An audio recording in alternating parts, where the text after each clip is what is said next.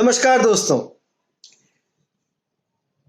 समावर्तन audio visual magazine का आज 40वां अंक हम आपके पास लेकर के आए हैं। आज है तारीख 21 नवंबर 2020 और मैं हूं आपका अपना अजय भट्टाचार्य। आज के हमारे इस एपिसोड के 3 भाग हैं। हमारे नॉर्मल एपिसोड्स में 3 भाग ही होते हैं। पहले भाग में महाकवि भास्कृत कर्णभारम का, जिसका हिंदी रूपांतर मेरे पिता, मेरे बाबा डॉक्टर प्रभात कुमार भट्टाचार्य जी ने किया है, उसका नाट्य पाठ होगा। उसके पश्चात जो अशोक भौमिक जी की कहानी संग्रह है, उसमें से उनकी एक कहानी पढ़ी जाएगी और हमारे एवरग्रीन निरंजन श्रोत्री भाई अपने युवा कवि को आपके बीच में लेकर के आएंगे। तो दोस्तों, आज के एपिसोड की शुरुआत करते हैं। मैं आमंत्रित करता हूं हरदीप दायले जी को कि वो आज के इस एपिसोड की शुभ शुरुआत करें। हरदीप दायले। समावर्तन ऑडियो विजुअल मैगजीन के 40वें एपिसोड में मैं सहायक संपादक हरदीप दायले आप सभी दर्शकों का स्वागत करता हूं।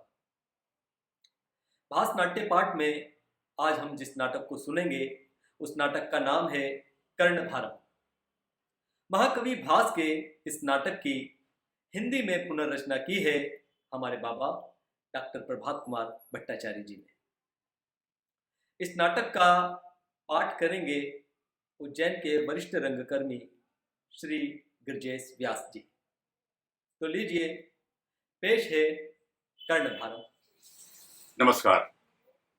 समावर्तन के सभी कला प्रेमी, साहित्य प्रेमी और रंग प्रेमी श्रोताओं को, दर्शकों को गिरजेश व्यास का प्रणाम। विगत 10 वर्षों से चूंकि अब मैं योग का विद्यार्थी हो गया हूं, इसलिए मैं उन्हीं महर्षि पतंजलि की प्रार्थना के साथ अपना ये नाट्यालेख वाचन प्रारंभ करूंगा।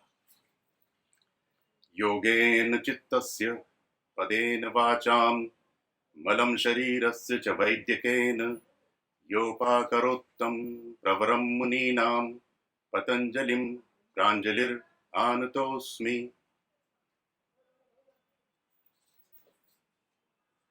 आज का नाट्यालेख जो है वो है कर्णभार।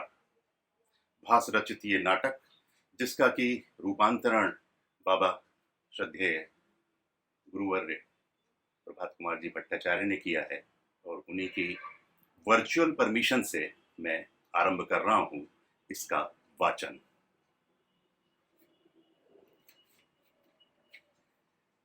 नाटक की शुरुआत में मंच पर हैं सूत्रधार और कोरस। सूत्रधार: एक महाशून्य है जो धीरे धीरे फैलता जा रहा है। एक अनंत रिक्तता हर एक भराव में बैठती जा रही है। कोरस: एक बकासुर मारा जिसने, रक्षक वे ही विष्णुदेव हैं। सिंह रूप नर धारा जिसने, त्राता वे ही स्वयं एव हैं। सूत्रधार: कहीं कुछ नहीं है। एक मिटती हुई ध्वनि के विलीन होते वृत्त हैं। एक गंध अणु फूटकर विकीर्ण होता डूब रहा है। रस का गाढ़ा द्रव्य धुआं बनकर पसरता टूट रहा है। स्वाद की ग्रंथि सिकुड़ती सी शरीर के साथ मर रही है। कोरस: अज राक्षस और देवता साथ साथ ही दंग हुए हैं। दानव की छाती को फाड़ा ऐसे विष्णु संग हुए हैं। सूत्रधार: कोई कहीं नहीं जाएगा। क्यों जाएगा भला? निरर्थक यात्राओं का क्रम, विफल मनोरथों का क्रम, कोई रोक दो उसके अनर्थ की ओर अनायास जाता है वह। तुमने पहचाना नहीं उसे? सुनो, मैं तुम्हें आवाज देता हूं। रुक जाओ, रुक जाओ। परिपार्श्वक का प्रवेश। परिपार्श्वक: क्या बात है मित्र, तुमको आज क्या हो गया है? कैसी अजीब अजीब बातें कर रहे हो?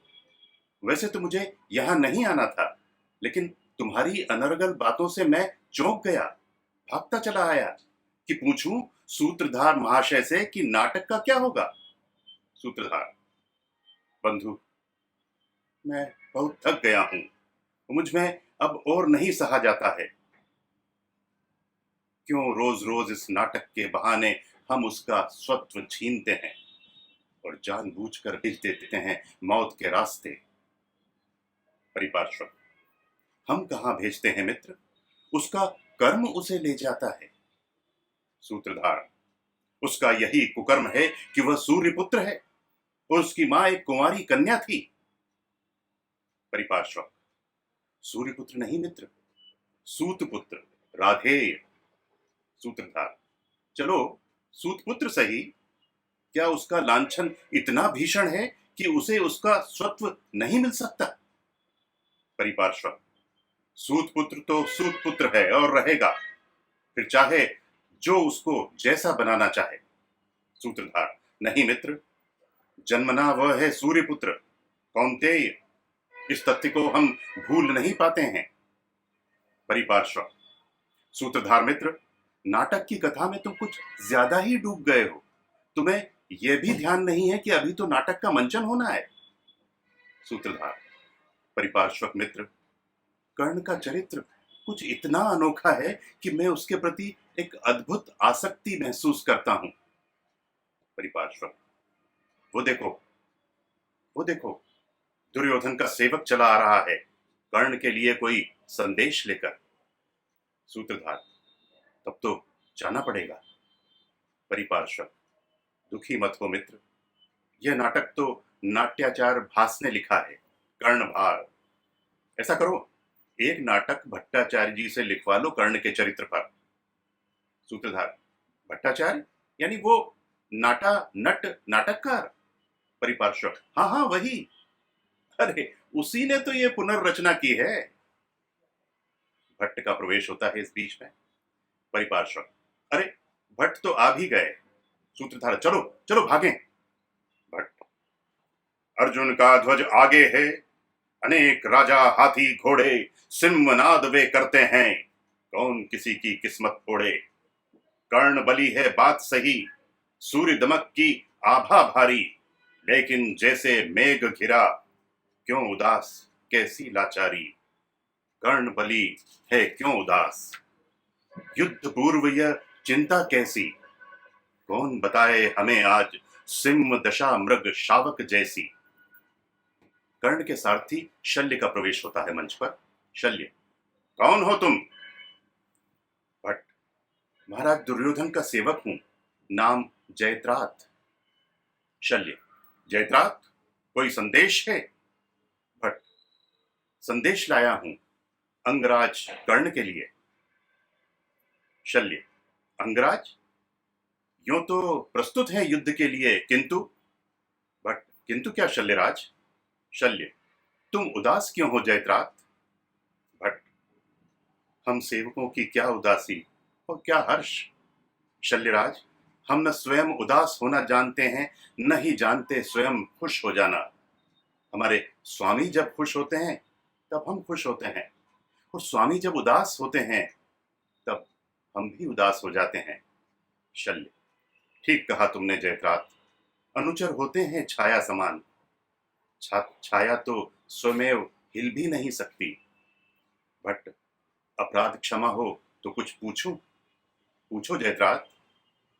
भट्ट, सुना है अंगेश्वर कुछ उदास हैं। शल्य, क्या महाराजा दुर्योधन ने ऐसा कहा है। भट्ट, नहीं शल्यराज, ये बात सेवकों के माध्यम से मुझ तक पहुंची है। शल्य, अच्छा, तो इसका अर्थ यह हुआ कि सेवकों के मध्य भी एक समांतर सेतु है। भट्ट, हम आपस में एक दूसरे का कुशल क्षेम जब पूछते हैं तो वास्तव में अपना अपना समाचार नहीं पूछते, बल्कि अपने अपने स्वामियों की कुशल पूछते हैं। इसीलिए शल्यराज, हमारा समाचार सेतु हमारा निजी नहीं है, हमारे स्वामियों का है। शल्य, ठीक कहा तुमने, अनुचर होते हैं छाया समान, और छाया तो स्वमेव हिल भी नहीं सकती। अच्छा जयद्राथ, तुम जाओ। अंगेश्वर सचमुच चिंतामग्न है, या शायद किसी की प्रतीक्षा में है। मैं भी चलकर प्रतीक्षा करूं कि कब अंगेश्वर रथारूढ़ होते हैं। दोनों अलग अलग दिशाओं में चले जाते हैं और कुछ क्षणों के पश्चात चिंताकुल कर्ण का मंच पर प्रवेश होता है।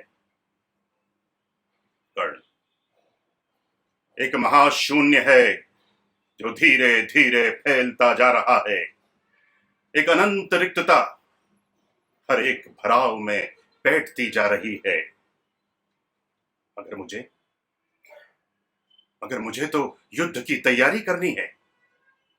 रथ पर आरूढ़ कर्ण महाशून्य को अपने बाणों से भेद देगा, महाशून्य को अपने बाणों से छेद देगा और महाशून्य का दम घोंटता अदृश्य मेघ फट जाएगा और उस अनंत रिक्तता को भर देगी सूर्य की अनंत किरणें। फिर भी क्यों लगता है कि कहीं कुछ भी नहीं है। लगता है जैसे मेरे अंतस में बैठकर कोई कह रहा है। एक मिटती हुई ध्वनि के विलीन होते हुए वृत्त हैं। एक गंध अणु फूटकर विकीर्ण होता डूब रहा है। रस का गाढ़ा द्रव्य धुआं बनकर पसरता टूट रहा है। स्वाद की ग्रंथि सिकुड़ती सी शरीर के साथ मर रही है। नहीं नहीं नहीं, ऐसा कुछ भी नहीं है। सिर्फ एक भ्रम है। हाँ, एक भ्रम है जिसे मैं कर्ण तोड़ूंगा। ध्वनियां विलीन नहीं होंगी, गंध डूबेगी नहीं, रस टूटेगा नहीं, स्वाद मरेगा नहीं। मेरे एकमात्र शत्रु पांडवों की हृदय विदारक चीख की ध्वनियां, उनकी सड़ती हुई लाशों की दुर्गंध, उनके कठोर हृदयों के फूटने से बिखरा कसेला रस, उनके जर्जर शरीर से निकलते काले रक्त का स्वाद भर जाएंगे अनंत काल के लिए परिवेश में।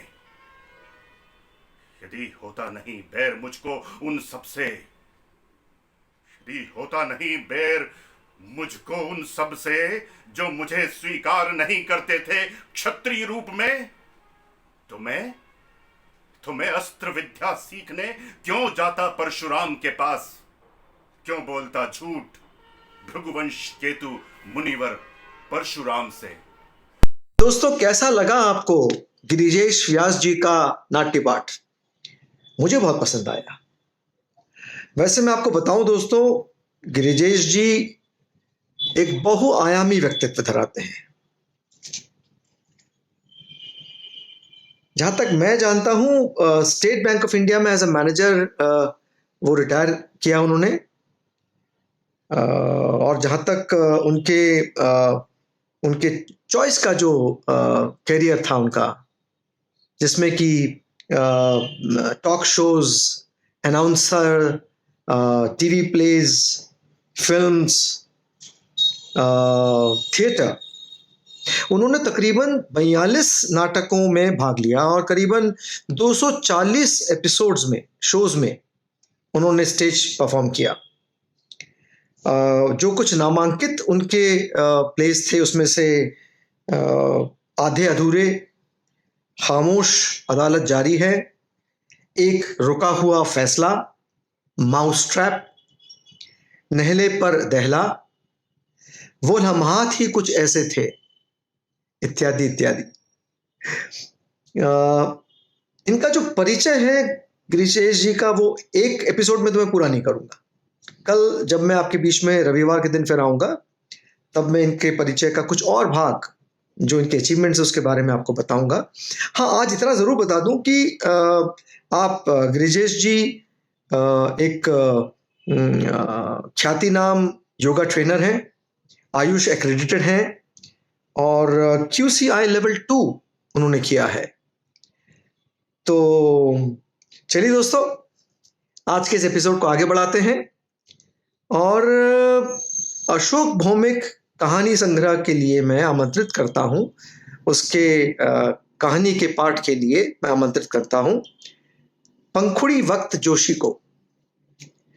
हमारे घर की बिटिया है पंखुड़ी, और काफ़ी आई थिंक डेकेड्स पुराना रिश्ता है पंखुड़ी के पिता अशोक वक्त जी के साथ हमारा। वर्षों तक अशोक जी हमारे साथ रहे और वो दिन बड़े बड़े खुशनुमा और बड़े मज़ेदार दिन थे।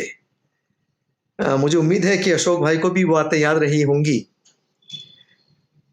पंखुड़ी आज इतनी बड़ी हो गई है, हमारे बीच आज कहानी पाठ लेकर के आइए।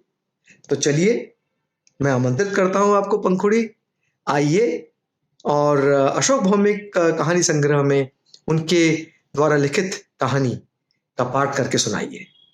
पंखुड़ी वक्त जोशी। नमस्कार दोस्तों। प्रख्यात चित्रकार, कथाकार अशोक भौमिक जी की एक कहानी सुनते हैं। ये कहानी उनकी पुस्तक जीवनपुर हाट जंक्शन से ली गई है। कहानी का शीर्षक है छोटा हामिद। मुझसे वो छोटा था, पर शायद बहुत छोटा भी नहीं था। उसका नाम तो अब याद नहीं, पर हम सब उसे छोटू कहते थे।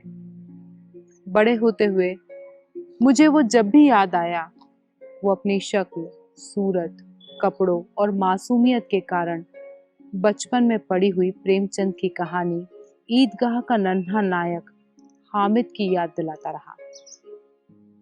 मुझे ये कहानी आज भी बहुत अच्छी लगती है, और वो केवल प्रेमचंद की वजह से नहीं, बल्कि ईदगाह मुझे बार बार आज भी छोटू की याद दिलाती है। पिताजी का तबादला नागपुर से लखनऊ हो गया था। नागपुर और लखनऊ में सबसे बड़ा फर्क था जुबान का। मैं उस लखनऊ की बात कर रहा हूँ जब गलत उर्दू बोलने पर पतंग बेचने वाला महमूद मियाँ भी आपको टोक देता था। उन दिनों दो लोग लड़ते भी थे तो अपनी जुबान बिगाड़ते नहीं थे। मियाँ, आपसे मैं तब से गुजारिश कर रहा हूँ कि आप यहाँ से तशरीफ ले जाएं, पर आप हैं कि एक आला दर्जे के गधे। कहिए हाँ। अब दुनिया में ऐसा कोई दूसरा शहर शायद ही होगा जहाँ ऐसे नायाब लहजे में न केवल गाली दी जाती हो, साथ ही उसे कबूल भी करवाने का रिवाज हो। हालांकि सब पुराने शहरों की तरह अब लखनऊ भी किसी का अपना शहर नहीं रह गया है। वे लखनवी लोग नहीं रहे जिनकी मिल्कियत उर्दू जुबान, दशहरी आम, शहतूत, फालसों पर उतनी ही थी जितनी टुंडे के कबाबों पर। कल्लन मियाँ के वो किस्से कि गुलाबों ने किया सवाल और सिताबों ने दिया जवाब, और कि गुलाबों खूब लड़ेगी, सिताबों खूब लड़ेगी, और वो उंगलियों पर नाचती, लड़ती, झगड़ती और फिर आपस में चुहल करती भाभी ननंद यानी गुलाबों सिताबों अब ना जाने कहाँ चली गई, शहर लखनऊ को अलविदा कहकर। वो चार बाग के खुश मिजाज तांगे वाले भी अब नहीं हैं, जिनसे किराया कम करने के लिए कहने पर बोलते थे, भाईजान जरा आहिस्ता बोलिए, आहिस्ता, कहीं घोड़ी सुन न ले। मेरा क्या, मैं तो तैयार हूँ जाने को, पर क्या है कि मेरी घोड़ी सुन लेगी तो चलने को तैयार नहीं होगी। शहर अब महमूद पतंग वाले का भी नहीं रह गया, लिहाजा अब अपुन को टोकने वाला कोई नहीं, मैन। शहर अब बदल गया है, शहर के लोग बदल गए हैं। जो कभी इस शहर को अपना मानते थे वे भी बदल गए हैं, और मैं, जाने दीजिए इस पर फिर कभी। वो वक्त सन 60 के आगे पीछे का था। गोमती का बांध टूट गया था, हजरतगंज में नावें चली थी, बनारसी बाग, चिड़ियाघर के सांप, चार बाग स्टेशन रोड की नाली में दिखे थे। गोमती का पानी उतरा नहीं था कि अचानक लखनऊ की सड़कों पर भीख मांगते लोग दिखने लगे थे। पुराने कपड़े और चंदा इकट्ठा करने वाले उन्हें बाढ़ पीड़ित कहते थे। मेरे गुल्लक में एक और नया शब्द था। तभी एक दिन सुबह जब हम मोहल्ले के बच्चे मिलकर गेंतड़ी खेल रहे थे, तो न जाने कैसे एक बच्चा जो सफेद धुला हुआ कुर्ता पायजामा और सफेद टोपी पहने था, आकर हमारे खेल में शामिल हो गया था। जब दोपहर की धूप तेज हो चली तो खेल खत्म कर हम सब अपने अपने घर को चल दिए। सफेद टोपी पहने, सफेद धुले कुर्ते पायजामे वाला छोटा बच्चा जो अब तक हमारे साथ खेल रहा था, मैदान के किनारे से अपना झोला और टीन का एक छोटा सा बक्सा लेकर मेरे साथ मेरे घर की तरफ चल दिया। दरवाजे के चौखट पर बैठकर उसने अपने झोले से कपड़े धोने के साबुन के छोटे छोटे 3 पैकेट निकाले और मेरी माँ की ओर बढ़ा दिए। माँ ने उससे पूछा, इसका मैं क्या करूंगी? कपड़े धोते हैं इससे, इतना कहकर तंदुरुस्ती की रक्षा करने वाले लाल साबुन की 2 बट्टियां मुझे देते हुए बोला, भाई अच्छा साबुन है, रख लो। फिर उसने अपना टीन का छोटा डिब्बा खोला और हमारे अड़ोस पड़ोस की चाचियों दादियों को परम उदारता से सेफ्टी पिन के गुच्छे, तो बालों के क्लिप और न जाने क्या क्या बांट बूट कर अपनी दुकानदारी बढ़ाकर मेरी माँ से पानी मांगा और झोले से एक छोटा सा एल्यूमिनियम का डिब्बा निकालकर खाना खाने बैठ गया। डिब्बा इतना छोटा था कि 2 छोटी छोटी रोटियां बमुश्किल तहाकर समा पाई थी उसमें। इसमें पर छोटे वाजिद अली शाह का दिल बड़ा था। उसने एक रोटी मेरी ओर बढ़ा दी। हम सब नवाब साहब की हरकतों से भौचक थे। माँ ने उससे पूछा, सब्जी प्याज कुछ है या बस सूखी रोटियां ही हैं? अम्मी अचार देना भूल गई शायद, उसने मानो अपने आप से कहा। मेरी माँ उसे शायद सब्जी या दाल कुछ दिया था। नवाब साहब खाकर हमारे दरवाजे पर ही पसर गए थे। जब नींद खुली तो उठकर टोपी संभाली और चलने को हुआ तो माँ ने पूछा, साबुन के कितने पैसे हुए? 3 सर्फ के पैकेट थे और 2 लाइफ बॉय साबुन। दाम पता है या मुफ्त में बांट कर जा रहा है? मानो से कोई जरूरी बात याद आ गई हो। उसने कुर्ते की जेब से एक पर्ची निकालकर मेरी माँ के हाथ में थमा दी। माँ ने उस पर्ची के सहारे पड़ोसियों से क्लिप, सेफ्टी पिन आदि सामानों के पैसे लेकर साबुन की कीमत जोड़कर छोटू को हिसाब समझाने की कोशिश की, पर लगा कि नवाब साहब को धन दौलत में कोई दिलचस्पी नहीं थी और सबको लगा कि ये घर तक वापस पहुंचते पहुंचते पैसे कहीं गिरा जरूर देगा। माँ ने उसके कुर्ते की जेब में पैसा और पर्ची रखकर एक सेफ्टी पिन से जेब को सी दिया था ताकि पैसे इधर उधर ना हो। इस घटना के बारे में हमारे अड़ोस पड़ोस के लोगों और माँ के बीच बातचीत से पता चला था कि वो एक बाढ़ पीड़ित था और अपनी अम्मी और नाना के साथ नहरिया पार एक झोपड़ी में किसी रिश्तेदार के आंगन में आकर टिक गया था। उसके पिताजी नहीं थे और माँ किसी घर में चौका बर्तन करती थी।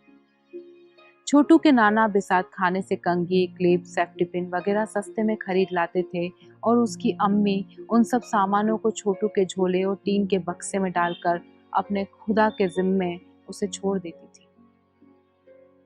छोटू अब लगभग हमारे घर रोज आने लगा था। उसे आते देख हमारे अगल बगल रहने वाले माँ से मजाक करते थे, लीजिए दीदी, आपका छोटा बेटा आ गया दुकान लगाने। कईयों के लिए छोटू आफत की पुड़िया बन गया था, क्योंकि कोई उससे रोज रोज और कितने गुच्छे सेफ्टी पिन खरीदता या कोई और कितनी बट्टी साबुन खरीद सकता था। कई लोग उससे मुंह चुराने लगे और उसे आते देखते ही कई पड़ोसी तो दरवाजे भी बंद करने लगे थे। पर इससे छोटे नवाब के सेहत में कोई खास फर्क नहीं पड़ा। फेरी वाले छोटू का कारोबार यूं ही चलता रहा। हमारे घर कोई भी मिलने आता तो माँ चलते समय उन्हें कभी क्लिप तो कभी सेफ्टी पिन का गुच्छा दे देती। पड़ोस की दीदी जो गर्ल्स कॉलेज में टीचर थी, छोटू से खरीदा हुआ सामान कॉलेज के दूसरे टीचरों को देती थी। रेलवे में काम करने वाले बोस बाबू भी अपने ऑफिस में छोटू का सामान बेचने लगे। इस तरह छोटू अपना माल पूरा बेचकर ही घर लौटता था। दोपहर को खाना खाने के बाद पहले पहल वो सो जाता था, पर कुछ दिनों बाद वो मेरे साथ बैठकर पढ़ने लिखने भी लगा था। मुझे याद है एक दिन वो अपनी माँ को लेकर हमारे घर आया था। जब तक वो मेरी माँ से बातचीत करती रही तब तक अपनी आंखें पोंछती ही रही थी। छोटू एक बार अपने नाना को भी लेकर आया था। उसके नाना जी अपने दोनों कंधों से छोटे बड़े छाते लटकाए फेरी पर निकलते थे। जमाना सस्ते का था, पर हमारे मोहल्ले में लोगों के पास इतने पैसे नहीं थे कि पानी धूप से बचने के लिए उन्हें छातों की जरूरत पड़ती। छोटू के नाना को मैंने एक बार और देखा था। हमारे घर से स्कूल जाने का रास्ता एपिसन रोड से होकर गुजरता था। इस रास्ते पर एक बहुत बड़ा बंगला पड़ता था, जिसके बगीचे के अमरूदों को हमने कभी पकने नहीं दिया। हम अपने दोस्तों के साथ कई बार उस विशाल बंगले के कमरों में आइस पाइस खेला करते थे। गेट पर कोई चौकीदार नहीं होता था और न ही बगीचे में कोई माली ही कभी दिखता था। हाँ, एक सफेद दाढ़ी वाला बूढ़ा आदमी कभी कभी दिखाई पड़ता था, जिसकी टोपी पर सुनहरे धागों से कढ़ाई की हुई होती थी। बहुत बाद में पता चला था कि वो संडीला मलिहाबाद के आसपास के किसी रईस खानदान से ताल्लुक रखते थे और उनका कालीन का कारोबार भी था। मैं उनके मकान में एक दिन आइस पाइस खेलते हुए 3 मंजिले के एक बड़े कमरे में छिप गया था। उस कमरे में गद्दों लिफाफों के ढेर में रखे थे, जैसे आमतौर से जनवासों में ही देखने को मिलता था। ये ढेर इतना ऊंचा था कि मुझे लगा कि अगर मैं उसके ऊपर चढ़कर लेट जाऊं तो मेरे दोस्त मुझे कभी नहीं ढूंढ पाएंगे। मैं लेट तो गया था, पर ना जाने कब मेरी आंख लग गई थी।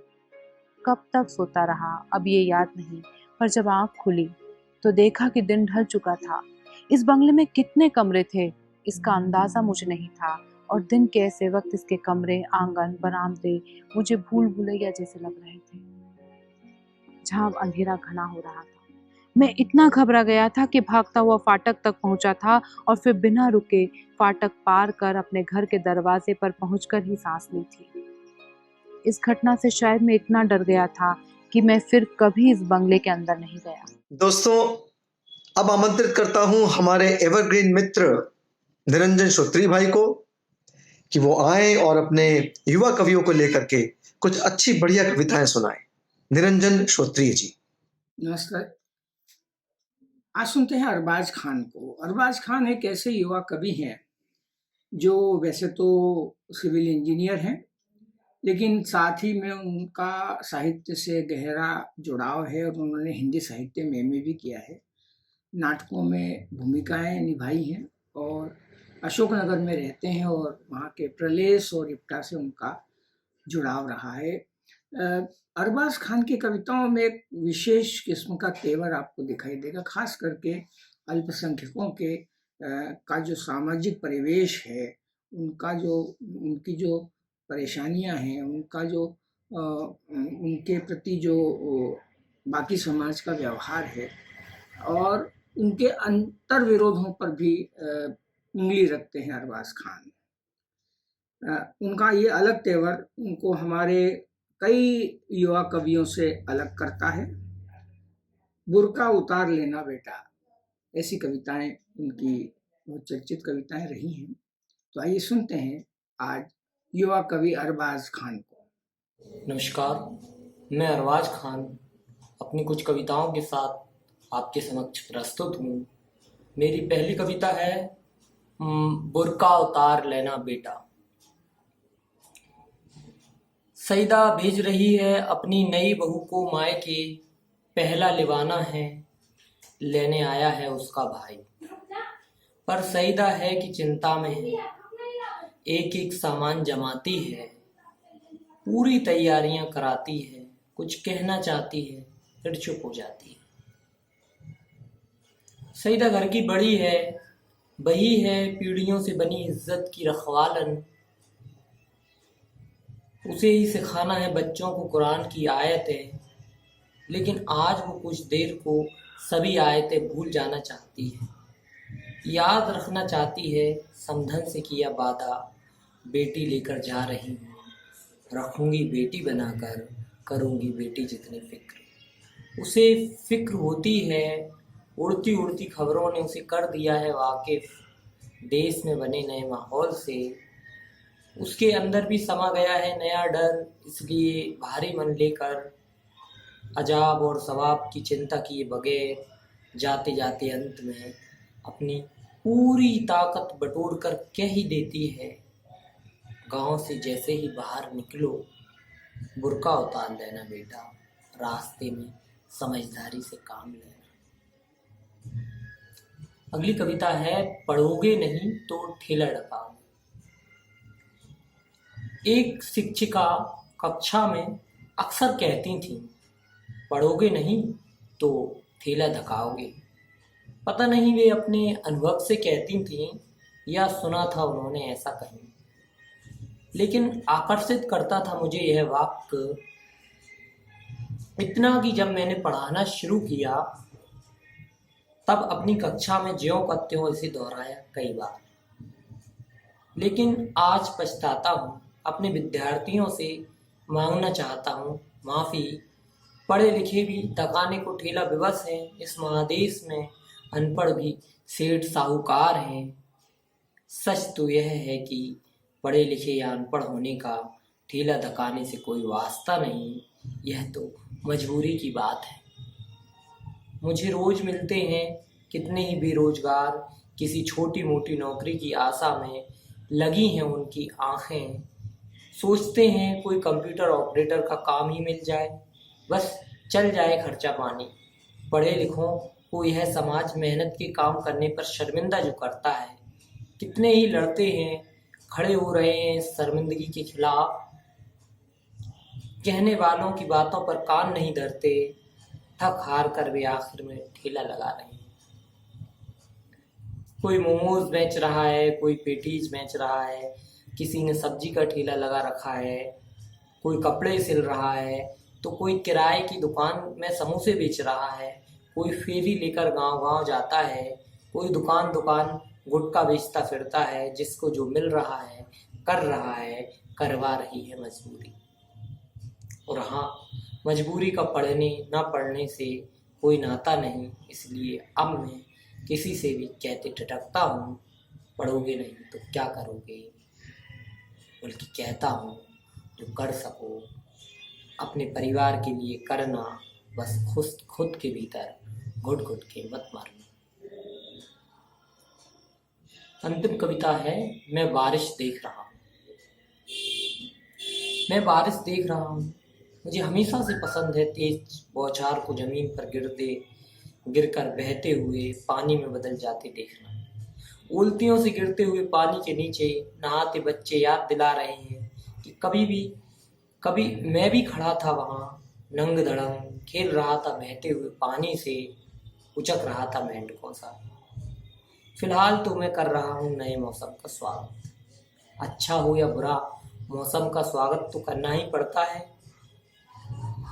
हर तरह के हालातों से होकर गुजरना ही पड़ता है, सरल हो या कठिन, जीवन तो है। अभी सामने बारिश है जिसे देख देख बुन रहा हूँ।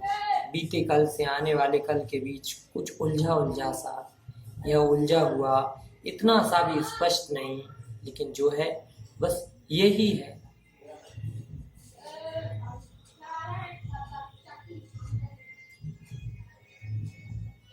कि मेरे पास एक अदना सा दिमाग है, हाथ पाँव हैं जिनसे मुझे मेहनत करनी है। मेहनत के अलावा है ही क्या मेरे पास, बाप दादों की पुरानी ज़मीन जायदाद नहीं जिसे देख निश्चिंत हो जाऊं। भयावह स्थिति है, कोरोना काल है, 3 महीना लेट चल रही है तनख्वाह। नौकरी है लेकिन उसका कोई भरोसा नहीं, भरोसा है तो खुद पर बस। आजकल इसी भरोसे को लिए 4 बजे उठता हूँ, दिन छित ओवर टाइम करता हूँ। बेचने लगा हूँ सब्जी निकाल कर बची खुची शर्म कि नौकरी के अलावा काम होना ज़रूरी है। अब क्या हो जाए कब किसने देखा है, तुम कोई अलग से तो आए नहीं हो। क्या क्या हो रहा है लोगों के साथ इन दिनों, इतना बुरा कि उन्होंने सपने में भी नहीं सोचा होगा कभी। दुखों की लाखों कहानियाँ लाखों लोग सुना रहे हैं, कोई भटक रहे हैं सड़कों पर, कई शर्म के मारे घर में दुबके पड़े हैं, बता नहीं पा रहे क्या हो गया है। सोचा नहीं था उन्होंने अपने सपने में भी, उसे जीते हैं, दीवारों से सिर मारते हैं, बस नहीं करते विरोध करना जानते ही नहीं। खैर बदलेगा एक दिन मौसम और तेज बारिश होगी। बारिश के पानी को कोई रोक नहीं पाता, जिस तरह कोई रोक नहीं पाएगा इन्हें। धन्यवाद। दोस्तों, एक बात जानते हैं, जब मैं किसी एपिसोड को एंकर करना शुरू करता हूं तो बड़ा अच्छा लगता है। मन में बहुत सारी उमंगें, बहुत सारी बातें, बहुत सारी सोच, बहुत सारी कहानियां, बहुत सारे पुराने जो वाक़ये हैं वो याद रहते हैं। एपिसोड पूरा होते होते ऐसा लगता है कि अरे यार आज का एपिसोड खत्म हो गया। मुझे नहीं मालूम कि आपने समावर्तन ऑडियो विजुअल मैगजीन का ये एपिसोड देखा कि नहीं। मुझे नहीं मालूम कि आपने इसको सब्सक्राइब किया कि नहीं। अगर नहीं किया हो तो प्लीज सब्सक्राइब करिए। जल्दी से आपको अपना एड्रेस दे देता हूं। हमारा वेबसाइट है www.samavartan.com। हमारा ईमेल आईडी है samavartan145@gmail.com। यूट्यूब पे और फेसबुक पे तो आप हमको देखते होंगे, ऐसा मैं मानता हूं। हाँ, जिस समय आप सब्सक्राइब करें उस समय बेल आइकन दबाना मत भूलिएगा। और हमेशा की तरह मेरी इल्तजा है, मेरी रिक्वेस्ट है आपसे, कुछ लिख करके भेजिए। कुछ कहानी, कोई कविता हमें लिख करके भेजिए। हम कोशिश करेंगे कि आपको इस मंच पर मौका दें। मैं आपसे अगले हफ्ते फिर मिलूंगा। तब तक के लिए नमस्कार।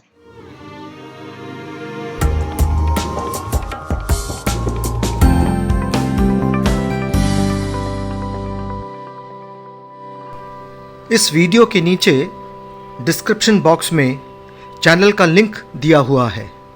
आप उस पर क्लिक करके समावर्तन चैनल तक पहुंच जाएंगे। वहां पर चैनल को लाइक और सब्सक्राइब कीजिए। और हाँ, कमेंट बॉक्स में अपने महत्वपूर्ण कमेंट ज़रूर कीजिएगा।